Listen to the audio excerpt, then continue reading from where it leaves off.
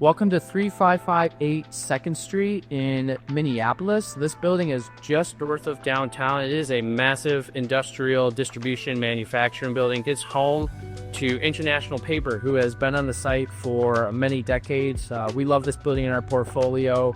It's been great for International Paper. It's been great for the seller. It's been great for us. The location, super great distribution. So if you need to manufacture or do distribution on a large scale, you got 91,000 square feet to do it. And almost all of that is warehouse space or industrial space. There's only a little bit of office here, roughly less than 5,000 square feet is all there is for office.